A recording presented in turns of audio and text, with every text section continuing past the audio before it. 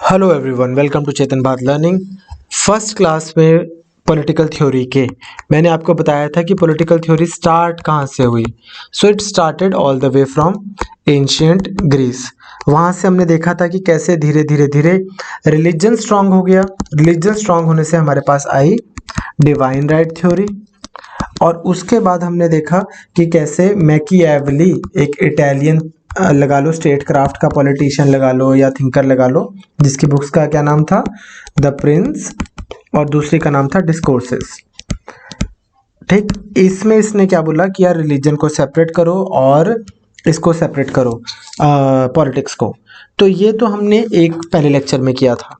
अब दूसरे लेक्चर में मैंने आपको बताया था कि लिबरलिज्म क्या होता है।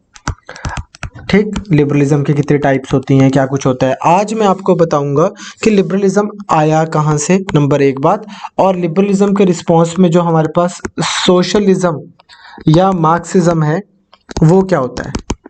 तो सबसे पहला आप ये देखो कि जिस समय यूरोप के अंदर जब एनलाइटनमेंट आई, यूरोप के अंदर जब थोड़ा इंडस्ट्रियल रेवोल्यूशन आया, तो नए नए पहले पुराने टाइमों में क्या था कि एक फ्यूडल सोसाइटी थी।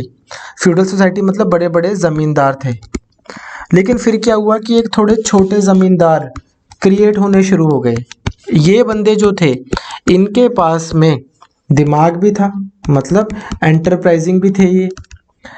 इनके पास में थोड़ा बहुत लैंड भी था, लेकिन इनको लगता था कि लैंड तो सारा सरकार का होता है। इनको लगता था कि लैंड प्राइवेट हो जाए, अगर लेबर हम अरेंज कर लेंगे, बंदे हमारे पास हैं यहाँ पे काम करने वाले। ठीक, और मनी जो है, कैपिटल जो है, ये हम कहीं से ले आएंगे, किसी से उधार ले लेंगे। तो लैंड, लेबर, कैपिटल अगर हमारे पास हो और हम एंटरप्राइजिंग हम हैं, तो हम क्या शुरू कर देंगे, प्राइवेट बिजनेस शुरू कर देंगे। हम अपना काम शुरू करेंगे और हमारे पास आएगी प्रॉस्पेरिटी। ऐसा मतलब एक क्लास स्टार्ट हुई, खड़ी हुई, जो पुराने जमींदार नहीं थे, पुराने रॉयल फैमिलीज नहीं थी, बट कौन थे, न्यू बिजनेसमैन। अब न्यू बिजनेसमैन जो खड़े हुए, ये इकोनॉमी के पॉइंट ऑफ व्यू से मैंने आपको बताया, इनको हमने बोला कि नाउ ये हो गई एक प्राइवेट कैपिटलिस्ट क्लास, थोड़ी सी खड़ी होनी शुरू हुई। कैपिटलिस्ट मतलब वो बंदा जो प्राइवेट बिजनेस कर रहा है अभी के लिए। एट द सेम टाइम एक और चीज हुई यहाँ पे। वो क्या हुआ बच्चे कि हमारे पास थिंकर्स आए, जैसे कि हॉब्स, लॉक, रूसो, ऐसे करके हमारे पास थिंकर आए। अब ना अगेन, क्योंकि आपको पंजाब पीसीएस के लिए पढ़ाना है, तो मैं बहुत डिटेल में नहीं जा सकता। मैं आपको बहुत ज़्यादा, जिसको बोलते हैं ना, ब्रीफली बता रहा हूँ। ये थिंकर्स को हम क्या बोलते हैं, social contract theorist.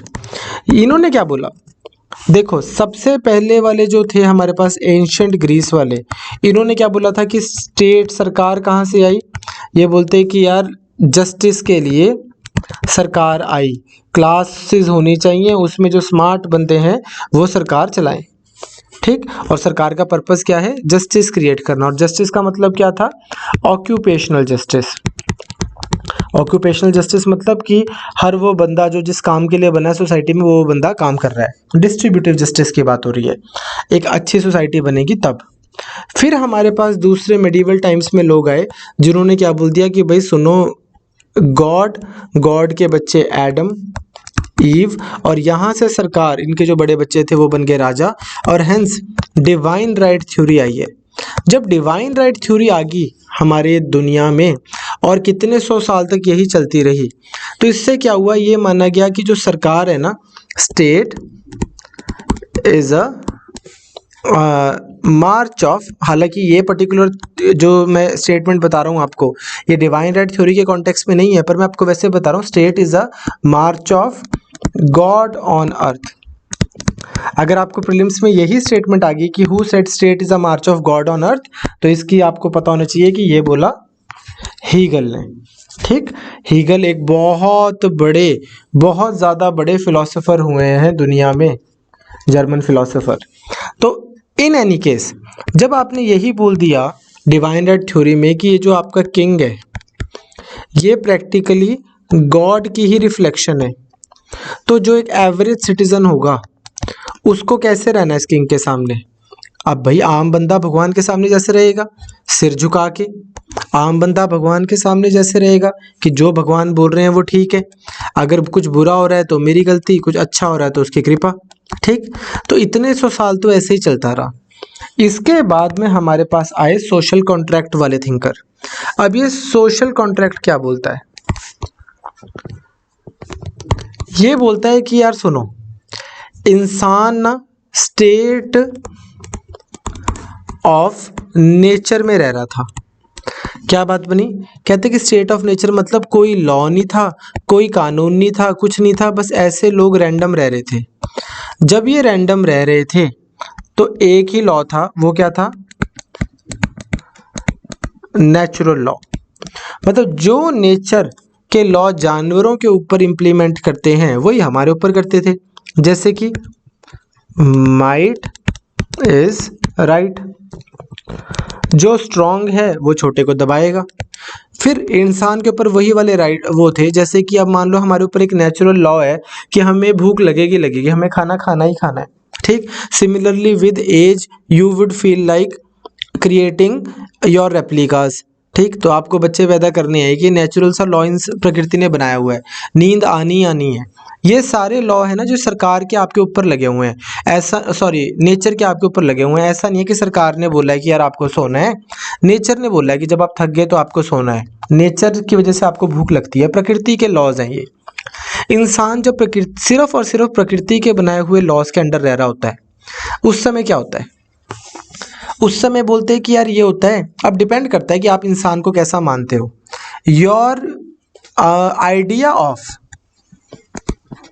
Human nature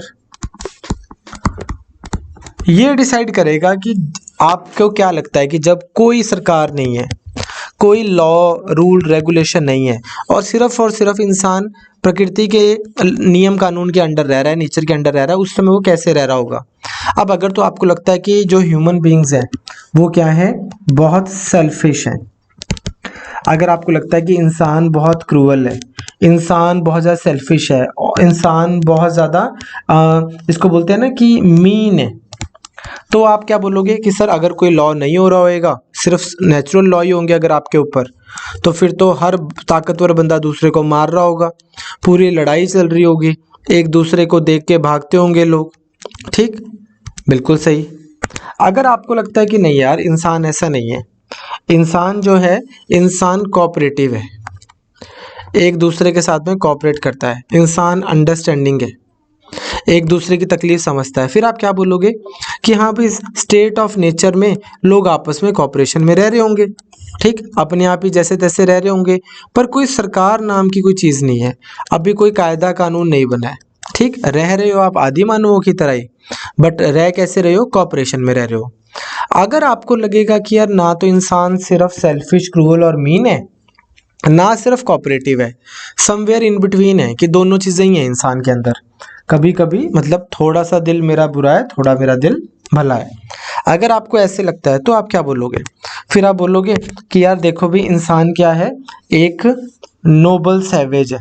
ठीक, नोबल सैवेज का मतलब क्या हो गया, नोबल का मतलब क्या हो गया अच्छा, बट सैवेज का मतलब क्या हो गया, अनसिविलाइज्ड। तो नोबल सैवेज, अनसिविलाइज्ड है इंसान, लेकिन है अच्छा, तो भी इधर रह रहा होगा आपस में एक दूसरे के साथ।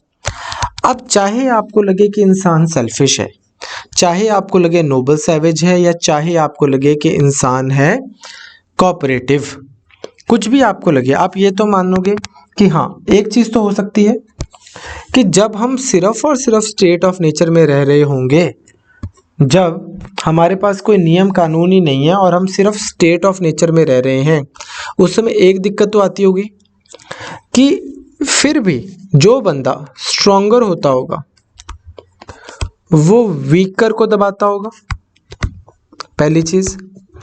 दूसरी चीज़, आप इस बात से तो एग्री करते हो कि कोई लाइफ की सिक्योरिटी नहीं हुई होगी, कोई सरकार नहीं है, कोई कायदा नहीं है, कोई कानून नहीं है, कोई पुलिस नहीं है, कोई जुडिशरी नहीं है, तो फिर तो लाइफ की सिक्योरिटी नहीं हुई होगी। स्ट्रॉन्गर वीकर को दबाता होगा, और कहीं ना कहीं ये भी ट्रू रहेगा कि माइट इज राइट, ये वाला रूल चलता होगा। माइट इज राइट का मतलब आप समझते हो, माइट मतलब जो स्ट्रॉन्गर है वही ठीक है, ठीक। तो इसी वजह से तीन चीज़ों की बहुत प्रॉब्लम आती होगी। पहली चीज़ कि जब कॉन्फ्लिक्ट हो जाता होगा तो कॉन्फ्लिक्ट भी सॉल्व नहीं होता होगा, सॉल्व करने का लाइक कोई सिस्टम ही नहीं है। तो थिंकर्स क्या बोलते हैं, जो मैंने आपको बताए थे, हॉब्स, लॉक एंड रूसो, ये क्या बोलते हैं तीन लोग, ये बोलते हैं यार सुनो भाई, इंसान रह रहा था इस तरह से स्टेट ऑफ नेचर में, मतलब उसके ऊपर सिर्फ एक ही लॉ मेकिंग बॉडी थी, वो है प्रकृति। उसमें वो बहुत मस्त भी रह रहा था, मज़े कर रहा था, उसकी मर्जी थी, वो चाहे गाड़ी इस तरफ चलाए चाहे इस तरफ चलाए। अब ऑफ कोर्स कार्स तो थी नहीं उस समय, आप भाव समझो। उसकी मर्जी थी वो कपड़े पहने वो ना पहने, उसकी मर्जी थी वो किसी भगवान को माने ना माने, जो मर्जी करे। कोई सरकार का कायदा कानून, कोई कॉन्स्टिट्यूशन उसके ऊपर अप्लाई नहीं होता था। क्योंकि उसके ऊपर कोई कॉन्स्टिट्यूशन अप्लाई नहीं होता था तो उसके पास क्या थी, एब्सोल्यूट एब्सोल्यूट फ्रीडम, पूरी आज़ादी थी भाई बंदे के पास में, ठीक, जो मर्जी करे, एब्सोल्यूट लिबर्टी थी उसके पास। एब्सोल्यूट का मतलब समझ गया, कंप्लीट। बट उसके पास में at the same time with absolute liberty came zero security, कोई सिक्योरिटी भी नहीं थी फिर। ठीक है भाई, अगर अगर इंसान का मन कर रहा है उस समय कि मैं तो अपनी तलवार घुमा के नाचूंगा, तो ठीक है, फिर कोई दूसरा भी नाच रहा होगा और वो तुमसे स्ट्रांग होगा तो वो तुम्हें मारेगा। इस सिचुएशन से बाहर आने के लिए, ठीक, इंसान सारे इकट्ठे हुए और उन लोगों ने क्या किया, कहते उन लोगों ने किया आपस में एक कॉन्ट्रैक्ट। ये किसने किया, कहते contract of all with all. सब लोगों ने सब लोगों के साथ कॉन्ट्रैक्ट किया कि भाई सुनो, हम सबके पास अपनी अपनी तलवारें हैं, हम सब अपनी जो ये तलवारें हैं ये सरेंडर कर देते हैं। हम सब के पास तलवार मतलब एक सिंबॉलिक, मानो आप मान लो कि एक पर्सन है जिसके बहुत मसल्स हैं, बहुत स्ट्रांग है आज भी, और एक पर्सन है जो वीक है, एक पर्सन है जो बहुत रिच है, एक पर्सन है जो बहुत पुअर है। लेकिन इस बंदे ने अपनी स्ट्रेंथ और इसने अपनी रिचनेस एक तरह से सरेंडर की हुई है गवर्नमेंट में। अब आपने इंडिया का एग्जाम्पल नहीं लेना यहाँ पे, आपने एग्जाम्पल लेना एक ऐसी सरकार का जो अच्छे से चलती है। तो चाहे स्ट्रांग हो, चाहे कोई बंदा वीक हो, चाहे रिच हो कोई पुअर हो, अगर ये इसको मारेगा या ये इसको मारेगा तो पुलिस में कंप्लेंट जाएगी और पुलिस फैसला करेगी। ये बंदा खुद नहीं फैसला करेगा कि आजा भाई एक एक हाथ हो जाए, आज अभी लड़के फैसला कर लेते हैं, लड़के नहीं, पुलिस करेगी फैसला। क्यों, क्योंकि इन सब ने अपनी पावर सरेंडर करके एक बना दी है सरकार। उस सरकार का एक एलिमेंट है पुलिस, और ये पुलिस बनी कहाँ से, पुलिस के पास दुनिया भर के हथियार है, स्टेट के पास दुनिया भर की आर्मी है, स्टेट के पास दुनिया भर की फोर्सेस है। ये स्टेट के पास क्यों है, क्योंकि हम सब लोगों ने अपनी ये पावर सरेंडर की कि भाई सुनो, जितने भी हमारे पास में वो थे, जो भी हमारी पावर है वो सब हम सरेंडर कर रहे हैं। In return we are forming this state, ये सरकार बना दी हमने। आज सब लोग ऑर्डिनरी सिटीजन्स हैं, इक्वल ऑर्डिनरी सिटीजन्स हैं, ठीक। अब ये सारे ऑर्डिनरी सिटीजन्स कैसे रहेंगे, तो कहते हैं कि ये जो बॉडी बनाई है स्टेट, ये बनाएगी लॉ, उसके हिसाब से रहेंगे। इससे एक चीज़ तो हो गई, मेरे को अपनी कुछ लिबर्टी सरेंडर करनी पड़ गई, मेरे को अपनी लिबर्टी सरेंडर करनी पड़ गई, बट मुझे मिल गई बदले में सिक्योरिटी। दूसरा, यही स्टेट क्या करेगी, ये जो लॉ बनाएगी इनको करवाएगी एग्जीक्यूट। तीसरा, यही बॉडी जो ये लॉ बना रही है, जो एग्जीक्यूट कराएगी, फिर ये देखेगी कि ये लॉ जो है ये प्रॉपरली अप्लाई हो भी रहे हैं कि नहीं हो रहे, एडजुडिकेट। ये तीन चीज़ें जो हैं ये करेगी ये वाली सरकार, ये स्टेट, ठीक, सिंपल। तो कहते हैं ये कि इस तरह से सब लोगों ने आपस में एक कॉन्ट्रैक्ट किया, वो कॉन्ट्रैक्ट किस चीज का था, उसको क्या बोल रहे हैं, सोशल कॉन्ट्रैक्ट। ये कॉन्ट्रैक्ट लोगों ने किया ताकि हमारे पास आ सके एक सरकार। ये सरकार क्या कर रही है, लोगों को दे रही है सिक्योरिटी, किस चीज की, अब डिपेंड करता है पर्सन टू पर्सन। हॉब्स को लगता है, उसके अपने विचार है, हॉब्स को लगता है कि यार ये सरकार बनाई थी ताकि हमें हो security of life, right to life. मेरे पास स्टेट ऑफ नेचर में कोई राइट टू लाइफ नहीं था, स्ट्रॉन्ग बंदा मेरे को मार दिया करता था, इसका सॉल्यूशन निकालने के लिए मेरे पास आ गई राइट टू लाइफ। लॉक को लगता है, जॉन लॉक, अगेन ये सब इंग्लिश थिंकर्स हैं, लॉक को लगता है कि नहीं यार सिर्फ राइट टू लाइफ के लिए नहीं, ऐसा नहीं था कि स्टेट ऑफ नेचर में सब लोग एक दूसरे को मारे जा रहे थे। हो क्या जाता था, कई बार लोग एक दूसरे की प्रॉपर्टी पे कब्जा कर लेते थे, और ये कॉन्ट्रैक्ट जो हुआ है ना, ये कॉन्ट्रैक्ट सिर्फ राइट टू लाइफ के लिए नहीं हुआ कि यार हम तो एक दूसरे को मारी जा रहे हैं, इससे अच्छा आओ हम एक बॉडी बना लेते हैं और वो बॉडी न्याय किया करेगी, बल्कि ऐसा था कि हम एक दूसरे की प्रॉपर्टी पे कब्जा कर लेते थे, और कई बार हमें ये नहीं पता लगता था कि कौन सी प्रॉपर्टी किस हिसाब से किसके पास होनी चाहिए। लॉ मेकिंग, लॉ एग्जीक्यूशन और लॉ एडजुडिकेशन की बॉडी नहीं थी, इसलिए right to life and property, इसके लिए जॉन लॉक ने बोला कि इसलिए सरकार आई। रूसो एक और बात बोलता है, रूसो का एक आइडिया सुनो भाई, आइडिया ऑफ, खैर ये भी यही बोलता है कि लोगों ने बनाई सरकार, ठीक, ऐसे ही सोशल कॉन्ट्रैक्ट हुआ, पर ये सोशल कॉन्ट्रैक्ट होने का अलग कारण बताता है। कभी भी आपको पेपर में क्वेश्चन आएगा और लिखा होगा जनरल विल, तो इसका मतलब क्या है, किसकी बात हो रही है, रूसो की। ये क्या है, रूसो बोलता है कि यार देखो मेरी दो विल्स होती हैं, एक इंडिविजुअल की दो विल्स हैं। मान लो मैं ड्रंक हूँ, मैंने शराब पी हुई है और मेरे को गाड़ी चलानी है, तो मैं क्या बोलूँगा, ला यार मैं पीती थोड़ी है, ठीक, ये तो है मेरी एक्चुअल विल कि यार आज तेरा बीर गड्डी चलाऊंगा, ठीक, एक्चुअल विल।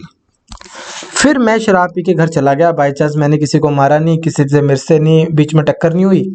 अगले दिन मैं सुबह उठ के हैंगओवर के बाद अपने बाहर लॉन में बैठा हूँ और मैं देख रहा हूँ कि सड़क पे ना छोटे छोटे बच्चे भाग रहे हैं, स्कूल जा रहा है, कोई बच्चा स्कूल से आ रहा है, ठीक, और बच्चों को भी समझ नहीं है, और यहाँ पे मैं देखता हूँ कि यार एक बंदा शराब पी के गाड़ी चला रहा है और ऐसे ऐसे करके घूमता हुआ गाड़ी चला रहा है। अब जब मैंने ठंडे दिमाग से सोचा कि यार क्या ड्रिंक करके गाड़ी चलानी चाहिए, तो मेरे मन ने जवाब दिया कि ना। कल मेरे को उस समय खड़े पैर लगा कि हाँ हाँ हाँ चलानी चाहिए, लेकिन जब मैंने ठंडे दिमाग से सोचा तो मुझे लगा नहीं यार गलत है, चाहे मैंने भी किया तो इसके खिलाफ तो कानून होना चाहिए। तो ये है मेरी real will, public spirited will. तो विल कितनी तरह की है, दो तरह की, एक्चुअल विल और रियल विल।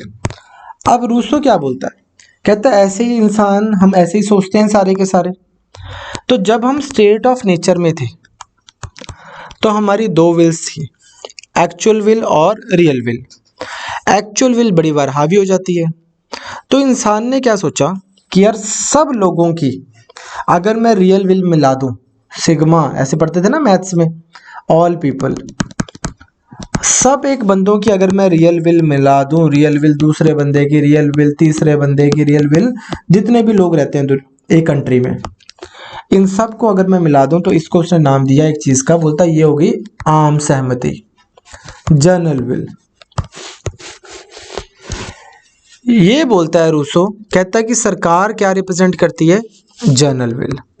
हम ही लोगों ने, हम सब लोगों ने मिलके ठंडे दिमाग से जब सोचा तो हमें लगा कि हाँ यार आओ इकट्ठे बैठें और इकट्ठे बैठ के ठंडे दिमाग से एक बॉडी बना के नियम कानून बनाते हैं, बॉडी बना के एक सरकार बनाते हैं, और ये सरकार हमारे लिए लॉ बनाए ताकि ये क्या हो, ये एक्चुअल विल जो है ये हावी ना हो हमारे ऊपर, हम रियल विल से चलें ना कि एक्चुअल विल से। क्लियर।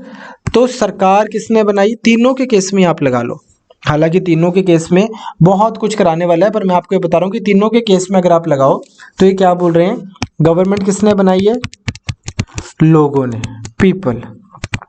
क्यों बनाई है, ताकि वो लोगों को सर्व कर सके। क्या सर्व कर सके? ठीक, प्रॉपर्टी, राइट टू लाइफ, ठीक, सिक्योरिटी दे सके, एंड सो ऑन। अब आप जरा 2 मिनट के लिए ध्यान से देखो, आज से 1000 साल से, इससे भी ज्यादा सालों से क्या आइडिया चल रहा था कि यार गवर्नमेंट किसने बनाई है? गॉड ने। और और लोग क्या हैं? एक मॉर्टल बींग्स हैं, छोटे छोटे लोग। तो ह्यूमन बींग्स हो गए नीचे और सरकार हो गई ऊपर, गवर्नमेंट। बट सोशल कॉन्ट्रैक्ट वालों ने तो चेंज, उल्टा ही कर दिया सिस्टम सारा। इन्होंने बोला भाई क्या, मेन तो ह्यूमन बींग है, ह्यूमन बींग्स ने इकट्ठे होकर सरकार बनाई है, तो सरकार लोगों के लिए है, लोग सरकार के लिए नहीं है।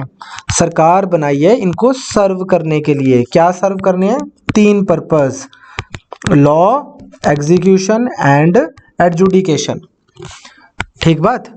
तो इससे सोशल कॉन्ट्रैक्ट वालों ने बेसिकली क्या कर दिया, ये चीज कर दी कि यार जब गवर्नमेंट की और इंडिविजुअल की बात होगी, तो जो 1000 साल से एक सोच चली आ रही थी कि यार सरकार के सामने इंडिविजुअल की कोई वैल्यू नहीं है, इन्होंने उस चीज को उल्टा कर दिया। बोलते ला ऐसा है ही नहीं, बनाई ही सरकार इंडिविजुअल्स ने है, इंडिविजुअल्स ने अपने लिए ही सरकार बनाई है। तभी अगर आपने देखा होगा तो हमारा प्रीएम्बल भी कैसे शुरू होता है? We the people of India. ये भी एक सोशल कॉन्ट्रैक्ट को ही दिखाता है। मॉडर्न डे में सोशल कॉन्ट्रैक्ट के बेसिस पे ही सारे कॉन्स्टिट्यूशंस बने हैं। ठीक, अब इस तरह से हमारे पास आए ये थिंकर्स, हॉब्स, जिनकी बहुत इंपॉर्टेंट किताब का नाम है लेवाइथन। ठीक, लॉक, जिनकी बहुत इंपॉर्टेंट किताब का नाम है टू ट्रीटाइज या ट्रीटीज, और रूसो, जिनकी बहुत इंपॉर्टेंट किताब का नाम है जनरल। और इन्होंने, रूसो ने एक और इनकी किताब शुरू की, उससे होती है एक लाइन से जो बहुत इंपॉर्टेंट लाइन है। ऐसा बोलते हैं कि इस लाइन से फ्रेंच रेवोल्यूशन आया। ठीक, मतलब बहुत इंपॉर्टेंट थी। वो लाइन क्या है? Man is born free but everywhere he is in chains। बंदा हुआ तो पैदा फ्री था, पर चारों तरफ अगर आप देखोगे तो वो बंधा हुआ है। ठीक, तो इसी को आगे फिर लेके जाएगा कार्ल मार्क्स। तो एनीवेज, इन लोगों ने अपने व्यू दिए और इससे एक इंडिविजुअलिज्म का आइडिया निकल के आया। सरकारें जो हैं वो डेमोक्रेसी की तरफ बढ़ने लगी, राजाओं के राज यूरोप में थोड़े कम होने लगे और लोगों ने रेवोल्यूशन लाके सरकार के ऊपर प्रेशर बनाने शुरू कर दिए। ठीक, अब इसके बाद जब ये हुआ, इसके बाद कुछ थिंकर्स और आए, जैसे कि J.S. मिल। ये बंदा भी इसी उसका है आगे, या इससे पहले एक और थिंकर सुनो आप। इसके बाद में एक थिंकर आए जिनका नाम था जेरेमी बेंथम। जेरेमी बेंथम का एक आइडिया आपको सुनना है, उसका नाम है यूटिलिटेरियन प्रिंसिपल। यूटिलिटेरियन प्रिंसिपल क्या कहता है? कहता है कि सरकार का जो वो है, पर्पस है, हमने सरकार क्यों बनाई है, कहता है कि उसका पर्पस क्या है? To create. बेंथम की आपको यही स्टेटमेंट आएगी, अगर आएगी तो, to create greatest happiness for greatest number of people. To create greatest happiness for greatest number of people. इस वजह से बोलते कि सरकार बनी है। बेंथम के ही आगे इसका एक बेस्ट फ्रेंड था, उसका बेटा आगे J.S. मिल। J.S. मिल भी लिबर्टी की बातें करता है। J.S. मिल क्या क्या बातें करता है? वैसे तो वो सरकार के बारे में भी ये बोलता है कि यार डेमोक्रेसी होनी चाहिए। ठीक, दूसरा लिबर्टी होनी चाहिए, लिबर्टी की बहुत फेवर में है ये बोलता है कि यार अगर मान लो एक बंदा एक बात बोल रहा है और सारी दुनिया दूसरी बात बोल रही है, और हम इस बंदे को चुप करा दें, ये वही बात हो जाएगी जैसे कि ये बंदा एक बात बोल रहा है और ये सारी दुनिया दूसरी बात बोल रही है और ये बंदा सबको चुप करा दे। वो बोलता है कि यार जिसको जो बोलने का हक है उसको बोलने दो, या तो ये सही बोल रहा है या ये सही बोल रहे हैं। अगर ये बोलेगा तो इसको तुम भी बदले में बोल दो कि नहीं भाई तू गलत बोल रहा है, ठीक, इसको सही चीज का पता लग जाएगा। क्या पता तुम सारे गलत बोल रहे हो और यही ठीक बोल रहा हो, तो क्या होगा, फिर तुम सब लोगों को सच पता लग जाएगा, ठीक। इन एनी केस ये बोलता है कि यार होना क्या चाहिए, स्टेट स्पॉन्सर्ड बैन्स नहीं होने चाहिए, स्टेट स्पॉन्सर्ड बैन नहीं होना चाहिए। सोसाइटी को किसी की बातें नहीं पसंद आ रही, सोसाइटी उसको बोलते कि यार तू क्या घटिया बात कर रहा है, पर सरकार लोगों की स्पीच के ऊपर, एक्सप्रेशन के ऊपर बैन ना लगाए, ऐसा जेएस मिल का मानना था। नेक्स्ट हमारे पास इसी में जेएस मिल की एक वो है स्टेटमेंट, ये बोलता है it is better to be a man dissatisfied than a pig satisfied and and it is better, मतलब अगेन आपको क्रक्स समझ आना चाहिए स्टेटमेंट का, मुझे एज इट इज स्टेटमेंट याद नहीं है पर I am just telling you, it is better to be a Socrates dissatisfied than a man satisfied, ठीक। ये स्टेटमेंट मैंने पहले लेक्चर में भी करवाई थी, बताई थी आपको। ये बोल रहा है कि यार ये बेटर है कि बंदा ना सच की खोज में निकले, कुछ ऊंचे आइडियाज़ के बारे में सोचे, कुछ बड़ा सोचे, कुछ अच्छा सोचे, फिलोसफिकल सोचे। ये बस खाना पीना और ये बस जो आपकी है ना ये बेसिक डिज़ायर्स के अराउंड रिवॉल्व करना तो पिग एग्जिस्टेंस है, ठीक, इसको वो कुछ मानता नहीं है। फिर उसके बाद में वो और भी ऐसी बातें करता है, फॉर एग्जांपल विमेन एम्पावरमेंट की बातें करता है एंड सो ऑन। तो आइडिया क्या है एसेंशियली, अब ये आइडिया है कि हमारे पास थिंकर्स आ गए 300-400 साल से, जो सब किस चीज़ की बात कर रहे हैं कि फ्रीडम होनी चाहिए, लिबर्टी होनी चाहिए। ये सब लोग किस चीज़ की बात कर रहे हैं कि आज़ादी होनी चाहिए बंदे के पास, लिबर्टी हो, वो जो मर्जी बिजनेस करे, जो मर्जी काम करे, जहाँ मर्जी रहे, जौन सा मर्जी रिलीजन को फॉलो करे, जिस मर्जी ट्रेड में जाए, ठीक, freedom of speech and expression होनी चाहिए। तो लिबर्टी का आइडिया आगे आगे प्रोपेगेट हुआ। जैसे ही आइडिया लिबर्टी का प्रोपेगेट हुआ, फिर आपको मैंने कल के लेक्चर में बताया था कि कैसे लिबरलिज्म इवॉल्व हुआ। तो जैसे ही ये हुआ वैसे ही एक चीज़ और क्या होने लगी बच्चे, कि इंडस्ट्रियलाइजेशन भी बढ़ गई। इंडस्ट्रियलाइजेशन से वो लोग जो बहुत ज़्यादा वेल कनेक्टेड थे, तेज थे, स्ट्रीट स्मार्ट थे, या जिनको बिजनेस करना आता था, वो आगे बढ़ने लगे, और बहुत सारे लोग जो थे वो मासेस बन के लेबर बन के पीछे रह गए। तो एक इनइक्वालिटी आ गई सिस्टम में, ये इनइक्वालिटी आ गई, इसको मतलब एक इंडस्ट्रियलाइजेशन के बाद में, ठीक है, आपके पास लिबर्टी थी, आपको जो बिजनेस करना आप कर ही जा रहे हो। नाउ अब यहाँ पे एक थिंकर आता है हमारे पास, कार्ल मार्क्स। कार्ल मार्क्स लेकिन जो है ना इन सब चीज़ों को उल्टा करता है। कार्ल मार्क्स सबसे पहली लाइन लिखता है, बोलता है कि वर्कर्स, ये स्टेटमेंट आपको याद रखनी है, कभी आएगी नहीं पेपर में, मतलब I will be really surprise अगर कभी सरकारी ये क्वेश्चन पूछ ले। वर्कर्स ऑफ द वर्ल्ड है बहुत क्रांतिकारी, unite, you have nothing to lose but your chains, ठीक। Workers of the world unite, you have nothing to lose but your chains. Karl Marx क्या बोलता है? अब कार्ल मार्क्स बोलता है, भाई सुनो मेरी बात, ये लिबर्टी के नाम पे हम सबको बेवकूफ बनाया जा रहा है। ये बोलता है कि यार आप पूरी हिस्ट्री में देख लो, हमारे पास होते थे मास्टर्स, हमारे पास होते थे स्लेव्स।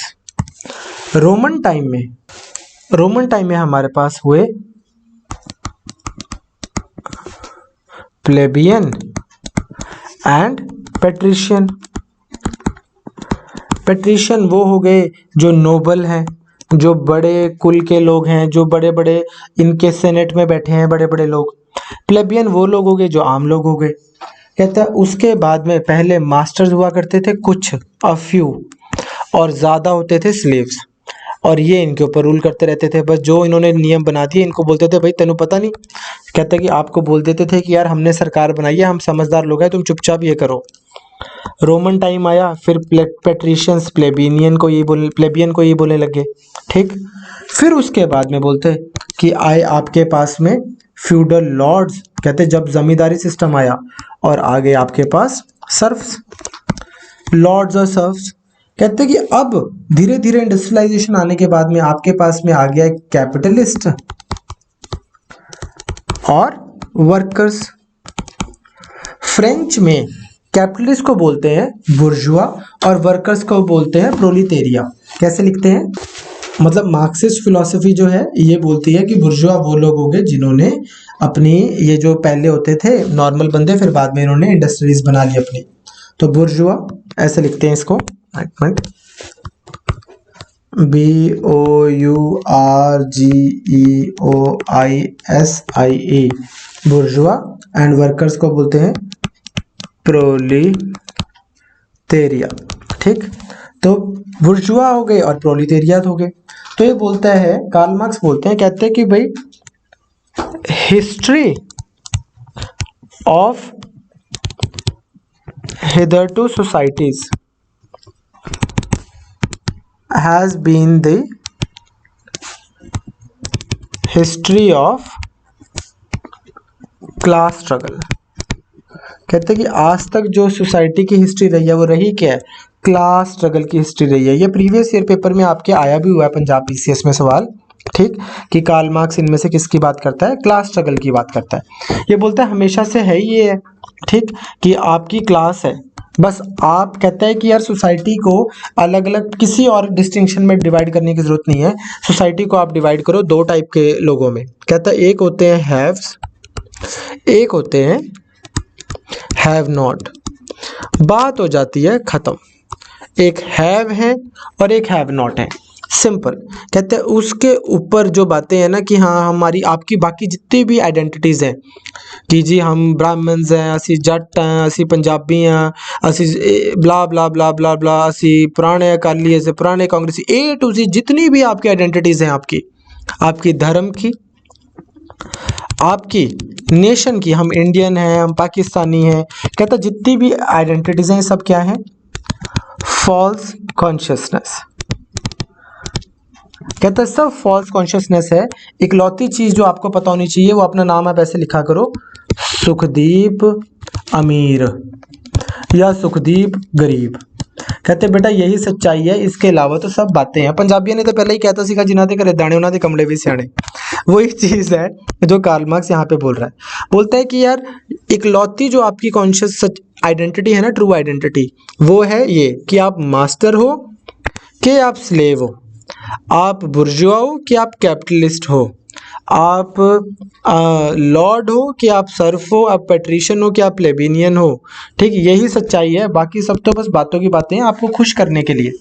तो कार्ल मार्क्स बोलता है, कहते हैं रिलीजन क्या है, भगत सिंह है ना, भगत सिंह वगैरह, लेनिन, ये सब धर्म में नहीं मानते थे।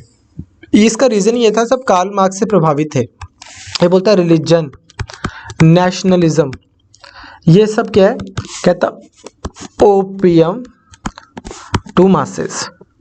कहता जनता को अफीम खिलाई हुई है और जनता बस नशे में है रिलीजन के और मास इसके नेशनलिज्म के। कहता रिलीजन किसने दिया हमें, रूलिंग सोसाइटी ने,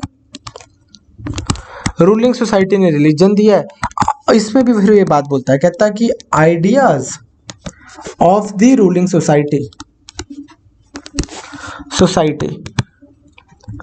becomes the ruling ideas of the society। अब ना यार ये बात इतनी, इसके डायग्नोसिस इतना गलत भी नहीं है, ये स्पेशली ये वाला आइडिया जो है रूलिंग सोसाइटी का, वही आइडिया बन जाता है ruling idea of the society. इसका एग्जांपल एक बहुत बड़ा बताऊं आपको, how we perceive for example women. Punjab में भी 80s तक, ठीक, ऐसा मतलब माना जाता है जैसे पाकिस्तान में आज भी है कि जैसे वुमेन है, और उसकी ना एक बड़ी हमने मेडिवल वो बना रखी थी रूलिंग आइडिया, वो भी उन्होंने दिया था कि यार सिर तो चुन्नी नहीं उतरदी, आ देखो ये कितनी चंगी कुड़ी है, इदा दी है इदा दी है, हु इज अ चंगी कुड़ी, ठीक, उसकी एक डेफिनेशन थी।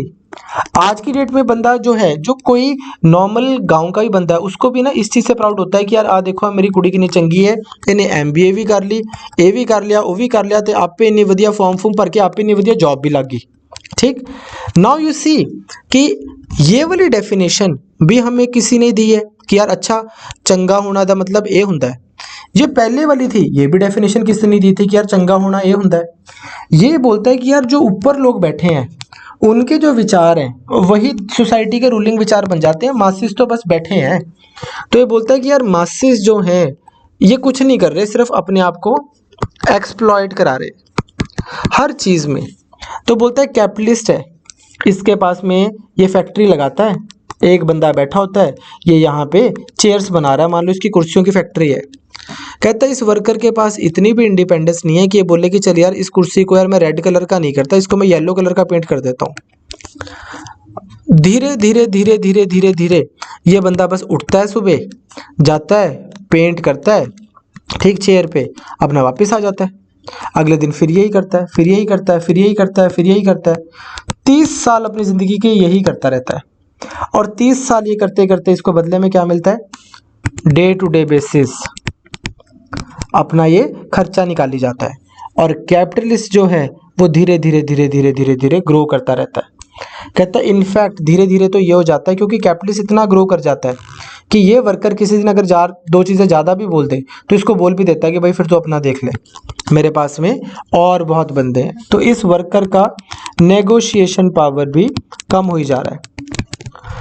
ठीक, तो कहता है कि इंक्रीजिंगली कैपिटलिज्म जो है उसके अंदर इनइक्वालिटी कूट कूट के भरी है।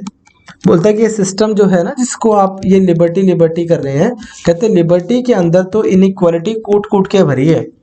इसलिए होना क्या चाहिए, कहता है कि ये तो गवर्नमेंट, सरकार, ठीक, गवर्नमेंट या सरकार या स्टेट, कहता है इससे कभी न्याय की उम्मीद ना रखो। क्यों, कहता है क्योंकि ये सरकार आई कहाँ से, कैपिटलिस्ट ही सरकार को लेके आए हैं, यही सरकार को लेके आए हैं, इससे कभी न्याय की उम्मीद ना रखो। इसकी जगह क्या होना चाहिए, कहते हैं कि भाई वर्कर्स ऑफ द वर्ल्ड, पूरी दुनिया के वर्कर्स यूनाइट कर जाओ, तुम्हारे पास कुछ नहीं है लूज करने के लिए, तुसी उदा भी सारी जिंदगी बस दिहाड़ियां मार के मरना ही सी, ठीक है, you anyway don't have anything to lose, so what you should be doing instead, workers of the world unite, you have nothing to lose but your chains. तो क्या करें, कहता भाई सुनो, सारे वर्कर्स इकट्ठे हो जाए, ये अब ध्यान से सुनना, आपको लगेगा कि सर के मुंह से निकल गया, ठीक, कहता सारे दुनिया के वर्कर्स इकट्ठे हो जाए और ये जो सरकार है अभी स्टेट जो है इसको मार दो, और जितनी प्राइवेट प्रॉपर्टी है, जितनी प्राइवेट प्रॉपर्टी है इस सारे को कब्जा लो, वर्कर्स ऑफ द वर्ल्ड, इसको कब्जा के ये वर्कर्स जो हैं ये अपनी सरकार बनाए, जिसको हम क्या बोलते हैं, डिक्टेटरशिप ऑफ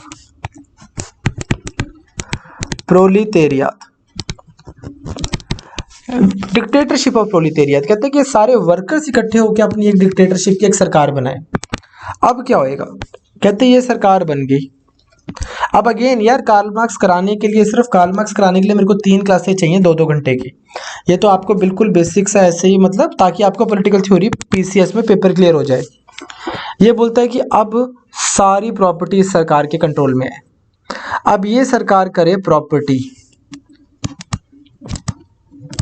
रिसोर्सेज, अपॉर्चुनिटीज, जो कुछ भी सरकार के कंट्रोल में है, ठीक, सारी की सारी चीज किसके कंट्रोल में होगी, स्टेट कंट्रोल में। मतलब सब चीजों का क्या हो गया, नेशनलिज्म।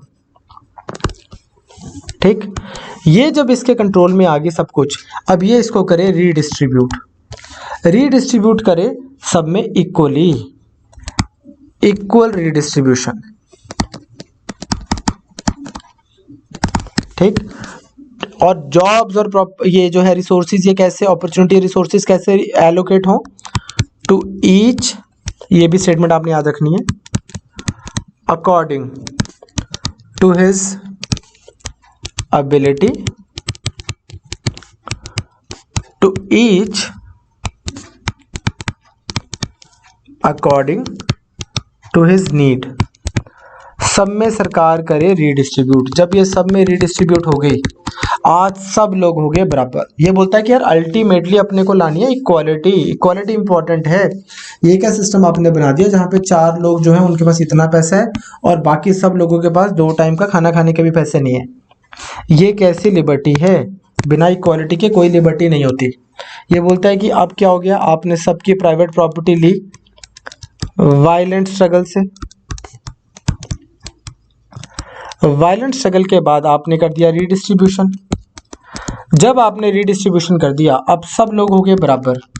बट ये जो सरकार बनी है, बस एक यही अनइक्वल रह गया, दिस गवर्नमेंट।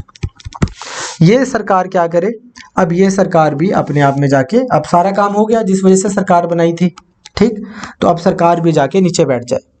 अब आ गया आपकी कंट्री में एक यूटोपिया, ये है राम राज्य, ये है असली दुनिया जहाँ पे बिल्कुल बराबरी है, सब लोग बराबर हैं, सब कुछ अच्छा अच्छा अच्छा अच्छा अच्छा हो रहा है। अब ध्यान से सुनना और मेरे से कोई नहीं पूछेगा क्योंकि मैं दोबारा रिपीट कर रहा हूँ। ये जो स्टेज है, जब गवर्नमेंट ने सारी इकोनॉमी कंट्रोल की हुई है, गवर्नमेंट डिसाइड कर रही है प्रोडक्शन, कंजम्पशन, ठीक, इकोनॉमी से related everything, state controlled system जो है सारा का सारा, इसको मार्क्स बोलता है, ये मार्क्स के हिसाब से होगी सोशलिस्ट स्टेट। ये समाजवादी सरकार है, ये समाज की है, ना कि कुछ कैपिटल पूंजी, ऐसा नहीं है कि कुछ पूंजीवादी, कुछ कैपिटलिस्ट लोगों ने अपने खास खास बंदे यहाँ बिठा दिए।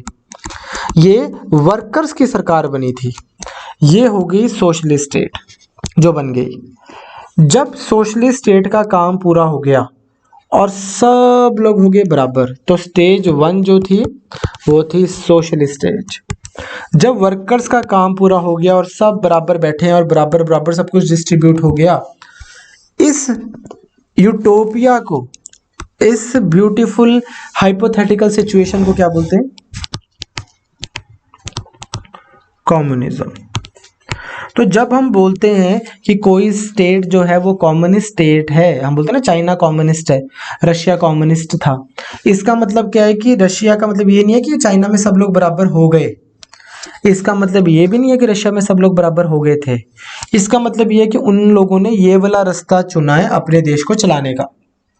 ठीक, वो यहाँ पे पहुंचना चाह रहे हैं इस तरह से। चाइना के बारे में भी यही है, ठीक, कि यहाँ पे लेकिन आप एक चीज देख पा रहे हो, एक इंडिविजुअल की फ्रीडम तो गई, ठीक, इंडिविजुअल की फ्रीडम गई, सरकार पूरी कंट्रोलिंग होगी, सरकार आप सबको उठा के आपकी सारी प्रॉपर्टी सब कुछ अपने कब्जे में ले लेगी और सरकार बन गई दोबारा सुपीरियर और एक इंडिविजुअल बन गया बस इसका एक, जैसे सरकार बोलेगी वैसे करना है। तो आपकी लिबर्टी सारी गई। ये सोशल कॉन्ट्रैक्ट वगैरह में किसी में नहीं मान रहा है, ठीक, ये बोल रहा है कि यार ये होना चाहिए system, workers of the world should unite and create this kind of system. तो सोशलिस्ट जो सोशलिज्म है कार्ल मार्क्स के पॉइंट ऑफ व्यू से, जो सोशलिज्म है ये एक जरिया है कम्युनिज्म तक पहुंचने का। पहले सोशलिस्ट स्टेट आएगी वायलेंट स्ट्रगल के थ्रू, और आप ये ना सोचना कि ये क्या बोल रहा है, ऐसा क्या कौन ही करेगा। रशिया में लेनिन ने यही तो किया था, जार और उसकी सारी फैमिली को मार दिया था, ठीक, उन सबको मार दिया और फिर अपना कंट्रोल बना लिया, वहां पे यूएसएसआर के नाम से स्टेट बन गई। सिमिलरली चाइना में माओ ने यही तो किया था। माओ की एक बहुत इंपॉर्टेंट स्टेटमेंट है, power flows from the barrel of the gun. कहता है जिसके हाथ में बंदूक है उसके पास पावर है, बात खत्म हो गई, ठीक। तो कहता है कि सरकार जो है ये पावरफुल है क्योंकि इनके पास बंदूक है। तो इस तरह से इसने अपना ये सिस्टम एक दे दिया। अब आप सोचोगे कि ये क्यों बोल रहा है मार्क्स, ये क्यों बोल रहा है कि इकोनॉमी पे कब्जा कर लो? क्योंकि मार्क्स का डायग्नोसिस ये है, वो बोलता है कि यार देखो सिस्टम में ना एक होता है बेस, उस बेस के ऊपर सारी बिल्डिंगें खड़ी हैं और ये सिर्फ देखने को लग रहा है बिल्डिंग है, असली तो ये बेस ही है। तो एक होता है बेस और एक होता है सुपर स्ट्रक्चर। तो ये बोलता है, कार्ल मार्क्स बोलता है किसी भी सिस्टम में बेस क्या है? बेस है इकोनॉमी।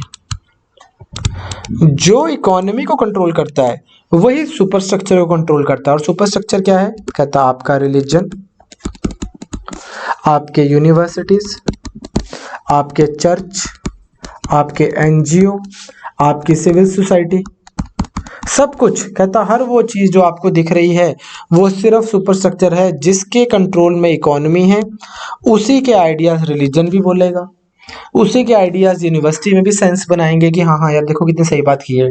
उसी के आइडियाज चर्च भी बोलेंगे, उसी फिलॉसफी पे एनजीओ भी काम करेगा और ये सब भी काम करेंगे।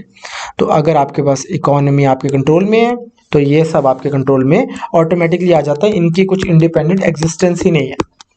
इसलिए वो बोलता है कि इकोनॉमी पे वर्कर्स का कंट्रोल हो। ठीक बात। अब अगेन बहुत छोटे में इसको कंप्लीट करना ज़रूरी है क्योंकि मैं आपको 2 क्वेश्चंस के लिए 25 क्लासें नहीं दे सकता पॉलिटिकल थ्योरी की। हालांकि पॉलिटिकल थ्योरी के साथ में अन्याय हो रहा है, इनको करना ही नहीं चाहिए। ये जो इतने सब्जेक्टिव टॉपिक हैं प्रीलिम्स में डालने ही नहीं चाहिए। एक पेपर लें मेंस में पॉलिटिकल थ्योरी का, फिर मैं बताता हूँ कि कैसे पढ़ते हैं पॉलिटिकल थ्योरी और कैसे पढ़ाई जाती है। अब क्या आपको 2 क्वेश्चंस आएंगे, उसमें मैं अगर आपको अननेसेसरी खींचता रहूँगा इसको लंबा तो कोई फ़ायदा नहीं है।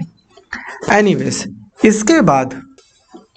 इसके बाद हमारे पास 1-2 बस मैं आपको और थिंकर बताना चाहता हूँ ताकि फिर हम एमसीक्यूज और आइडियाज़ पे शिफ्ट कर जाएं। एक थिंकर का आपको नाम पता होना चाहिए, एंटोनियो ग्राम्सी। ये भी मार्क्स की ही बात करते थे, मार्क्स वाले ही, बट ये उससे थोड़े अलग थे। इटली के ये थिंकर थे। इनके बारे में बस आपको एक चीज़, इनका एक आइडिया आपको बताना चाहता हूँ, वो है आइडिया ऑफ हेजेमनी। अब आप यार एक चीज़ देखो, हमारे यहाँ पे इंडिया में ही अगर कोई बंदा बहुत इंग्लिश में बात कर रहा है तो आपको लगता है कि यार ये बहुत पढ़ा लिखा है, और अगर बंदा कोई देसी पंजाबी में बात कर रहा है तो आपको लगता है कि यार इतना पढ़ा लिखा नहीं है। चाहे इस बंदे ने चौथी की हो और सिर्फ इसको इंग्लिश आती हो और ये बंदा पीएचडी हो। ऐसा क्यों है? क्योंकि इंग्लिश आपके माइंड को कंट्रोल करती है। ये भाव कि इंग्लिश बोलने वाला तेज़ है, इंग्लिश बोलने वाला स्मार्ट है, पढ़ा लिखा है, ये चीज़ आपके दिमाग को कंट्रोल करती है। लेकिन किसी ने आपको थप्पड़ मार के थोड़ी बोली ये बात कि भाई सुन, आज के बाद तेरे को इंग्लिश वाले को तो स्मार्ट समझना और पंजाबी वाले को देसी समझना है। सिमिलरली 2 पार्टीज में आप गए, एक जगह बहुत सही समोसे पकौड़े ये सब कुछ बना हुआ है, एक जगह मैकडॉनल्ड्स, ठीक, और बर्गर किंग और केएफसी आया हुआ है। अब ऑल ऑफ अ सडन अगर मैं आपसे पूछूं कि कौन सी पार्टी अर्बन होगी, कौन सी पार्टी थोड़ी देसी होगी, तो देसी हो गई ये हो गए सही, स्मार्ट, एडवांस। क्यों? मैकडॉनल्ड वाले ने भी आपको ज़बरदस्ती थोड़ी थप्पड़ मार के बोला कि यार ये ले हम सुपीरियर है और इसी को मान। तो वैसे ही ग्राम्सी क्या बोलता है? ग्राम्सी बोलता है कि यार जो स्टेट है ना, सरकार या कोई भी इंस्टीट्यूशन है, वो उसके पास 2 पावर्स होती हैं। एक होती है पावर ऑफ कोर्जन, कोर्जन मतलब जबरदस्ती से कोई किसी भी चीज को मनवाना। दूसरी होती है पावर ऑफ कंसेंट। ठीक, जब कोई भी आइडिया को आप बेस्ट मान लेते हो अपनी मर्जी से, ठीक, without the producer of idea actually forcing you to do so, ठीक, कंसेंट से आप उसको मानते हो तो उसको क्या बोलते हैं? उस आइडिया की है हेजेमनी। जैसे यूएसए एक टाइम पे, आज से कुछ साल पहले तक हम मानते थे कि वर्ल्ड की बेस्ट कंट्री है, ठीक। आप लोगों को तो तब तक जन्म ही हुआ होगा, बहुत जो एस्पिरेंट्स हैं। 9/11 तक ऐसा मानने लगे थे कि यूएसए दुनिया की बेस्ट कंट्री है। उसके बाद में पिछले 10-12 साल में यूएसए ने बहुत मतलब बेइज्जती कमाई है। अदरवाइज अब यूएसए बेस्ट कंट्री है, ये कैसे मानते थे? हेजेमनी थी उनकी। यूएसए में सब लोग फ्री हैं, यूएसए में लोग हैप्पी हैं एंड देन सो ऑन। ये हेजेमनी है, उसकी एक पावर क्रिएट हुई है। तो आपको बस ये याद रखना है, अगर आपको प्रीलिम्स के पर्सपेक्टिव से बता रहा हूँ, कोई आपसे पूछे कि हेजेमनी का आइडिया किसका है इनमें से, तो वो होगा ग्रामसी का। इसके ज़्यादा मैं आपको ग्रामसी नहीं बताता। And last but not the least, एक और थिंकर है जिसका नाम है हना अरेंट। अगर आपको पेपर में आए who gave the idea of banality of evil, तो वो कौन है? Hannah Arendt. Banality of evil basically है क्या?